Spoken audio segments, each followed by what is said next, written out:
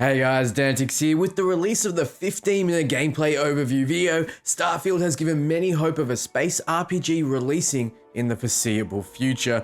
Not pointing any fingers here.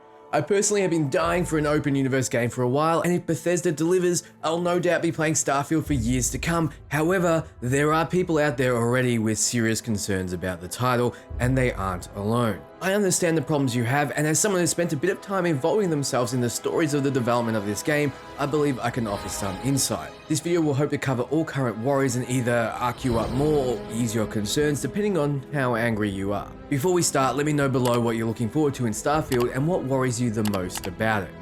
Buckle up. The first concern people have is with the player character not being voiced. Now, this is subjective and a personal preference, so I have no right to tell you that your preference is wrong. However, you're wrong. No, but seriously, there are reasons for having an unvoiced protagonist, and Bethesda have mostly been using the unvoiced protag approach to great success. You'll notice that Fallout 4's voiced protagonist was met with pushback, and Skyrim's unvoiced was not. The way we did some dialogue stuff, that didn't work as well, but it was, I think, I know the reasons we tried that to make a nice interactive conversation, but less successful than other things in the game. That's because in a role-playing game, you're playing a role, and something as highly personal and impactful as a voice can vastly change your perception of a character. Say you built a swashbuckling Chinese pirate. Would it feel out of place to have Troy Baker voice it with his American accent and familiar tone? The answer is yes. Most of all, if you roleplay as yourself in this universe, having the voice in your head replaced by someone else's pulls you out of the experience more than the inverse. The more common reasons for opting to keep a protagonist silent is to better allow the player to project themselves onto the character they're controlling.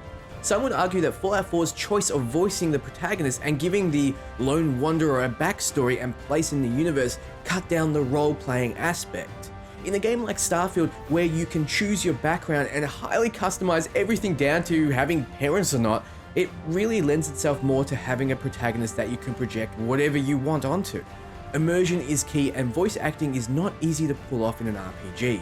When you consider that everyone else is fully voiced with over 150,000 lines of dialogue, which is around the same as Skyrim and Fallout 4 combined, there's gonna be more than enough there to quench your lust for reading less.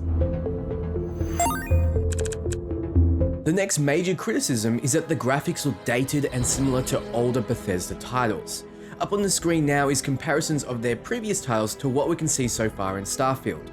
We don't know how it will look at release, but just from the trailer, we can see that Starfield is an upgrade to their previous work. In terms of if it looks dated, this is another subjective topic. I'm not here to convince you what looks good or bad, but what you should keep in mind is that this isn't a 6-hour campaign of highly handcrafted areas and many more hours of controlled cutscenes. This isn't The Last of Us 2. This is a big open world RPG with a ton of moving parts on a massive scale. You shouldn't expect next-gen graphics, and if you do, you should probably be looking elsewhere. The key will be making the game run smoothly on most systems, even though we know Bethesda titles will have their share of jank and bugs. Also, it will be to make the game fit within size constraints. The only part that really stood out to me as not being acceptable was when the ship was landing and the dust kicked up. This effect was kind of immersion breaking, but the graphics are not something that personally drive me to pick up a game or put it back down. It's pretty simple. If you find graphics to be important, play a game like Forza and give this one a miss. Bethesda titles sadly just won't be for you. Now to address the elephant in the room, the biggest concern I see from gamers was brought on from this moment in the presentation.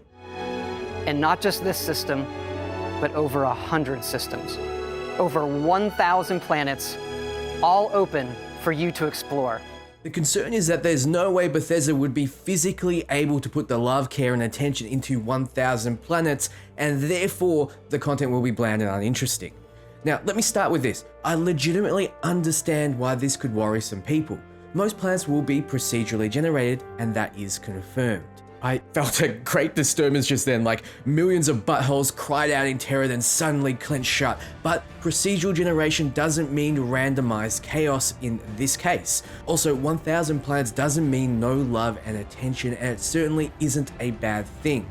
Let me run through all the reasons. First, procedural generation isn't a bad thing, nor is it totally random. The way it works is code is written to create worlds based on a set of rules. Strong enough code produces worlds much more natural than a human can. This is how most of the Bethesda games have been made in the past, including Elder Scrolls and the Fallout series. The developers simply go through after generation and add cities, roads, and points of interest, which is exactly what they'll be doing for Starfield. This saves them time and lets them produce a believable universe filled with places to go. I'll come back to believable soon. A common misconception is that the world will be randomly procedurally generated as you play, which is not the case. Most planets I'm sure will be produced at runtime to reduce the game's size, with points of interest added into the game's data. However, visiting the same planet on different machines will produce the same results. Think of building a world using a seed in Minecraft. The world simply will be produced the same each time because the seed remains the same. It's unknown how much will be packaged with the game's data and how much will be generated via a script, but the main point is the generation follows a strict set of rules. Now, why isn't this a bad thing? Well, I'm glad you asked. There are many reasons. First, it's extremely accurate to how the real universe is. This game is a NASA punk feel and grounded in a mild sense of realism. As of right now, there's only one known planet with life in our universe, the rest are mostly barren, lifeless, ugly worlds. From what we can see in the trailers and gameplay, there's a lot of diversity in planets and moons you can visit, some of which are handcrafted. However, if you pick 1,000 planets in our galaxy, you'll find most of them are very similar or uninteresting. So ultra realism in Starfield would be 999 of those planets you can visit being lifeless, barren, and boring, or completely unable to be explored. So from a realism perspective, you can't expect that all 1,000 of Starfield's planets will somehow be vastly different with a ton of content and things to do. That goes outside of the very nature of the universe, impossible file size aside. However, Starfield will be including more life-filled planets and diversity than is actually out there in the wide open darkness of the universe based on what we can see. So some planets will be boring, but that means when you do find an interesting planet, or one you like, it will be more rewarding. That's the whole point of exploration and discovery. If you were rewarded for every path you took, there'd be no reason to explore. You have your own spaceship in Starfield, and building it to comb the stars, as in giving it the ability to hold a lot of cargo and grav jump vast distances, will have the payoff of letting you explore more planets more often. Making it so every single planet in the 1,000 that you can explore is a treasure trove, that would just reduce the amount of need you have to build a great spaceship. No doubt exploration will always yield places to mine, resources, treasures, and flora and fauna to fill out your catalog, but Todd has also mentioned that finding artifacts is part of the game, and this could also be another reason to explore, some of which might be found in hidden worlds off the beaten path. Another major point is individualism in storytelling. You can build your own settlement and fill it with people any spot that has room, and finding a planet that meets exactly your particular needs and wants will be a very unique and individual choice. Here's what Todd Howard has to say about it. It is what it is. You want to go land on that weird planet and check it out and build an outpost and live your life there and watch the sunset because you like the view of the moons there. We go for it. We love that stuff.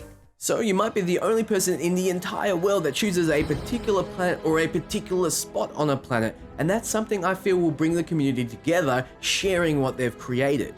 Having 1,000 planets means there will be a lot of discussion among players talking about what they found or saw. No doubt I'll be making videos on the planets you need to check out, or Easter eggs I've found, or cool bases you can make. This aspect is diminished if there's only a handful of handcrafted planets, because nothing will truly be discovered when it's made deliberately over a small space. And then there's another issue. If Starfield was only a handful of handcrafted planets, people would complain about it.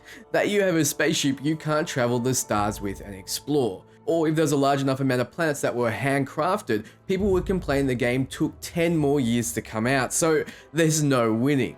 Some people want a small set of, say, 5 handcrafted large worlds to explore, but why can't we have both that and 1,000 worlds? The answer is, we can, and Todd is suggesting that we'll be getting just that. Think of Mass Effect 1, how you could land on worlds, explore for a bit, find points of interest, and jump back up into space and continue the Golden Path.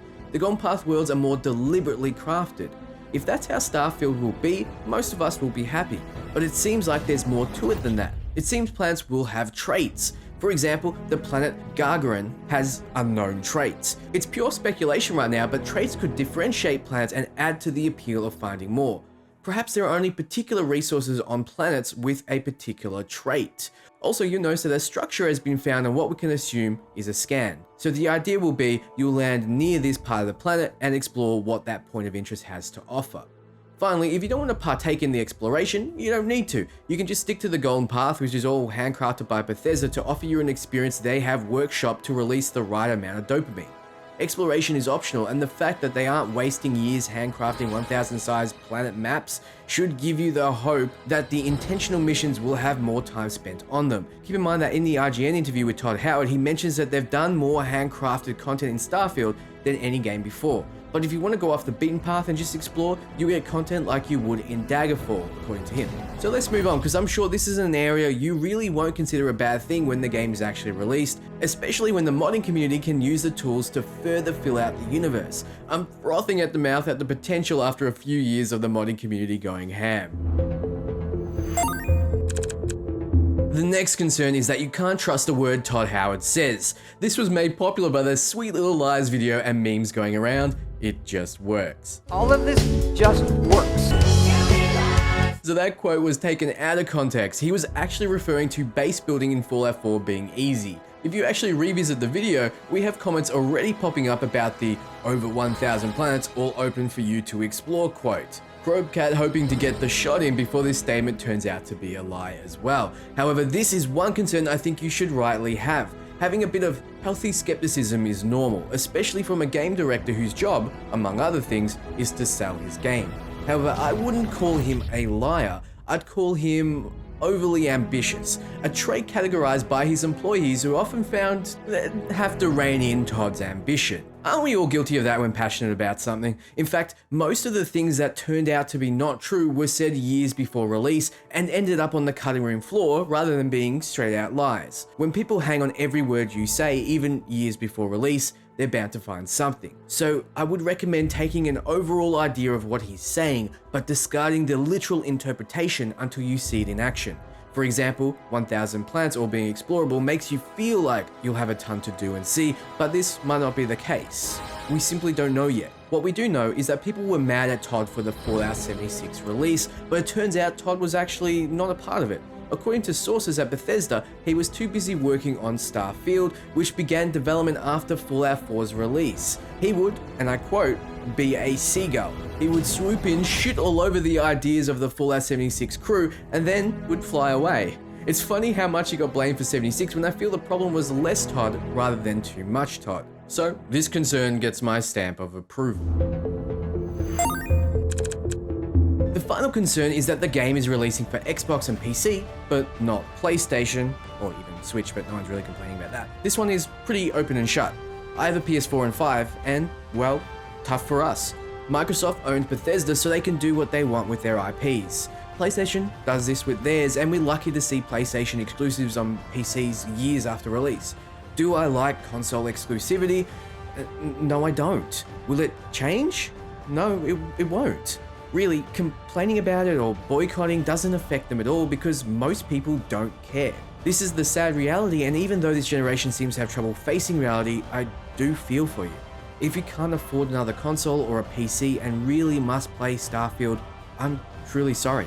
I'll be giving away consoles and the game come release, so hopefully you'll win that. Though there are a huge amount of great games on PlayStation to tide you over otherwise. So those are all the reasons people are concerned about Starfield. What do you think? Do you agree with any of these? Would love to hear below.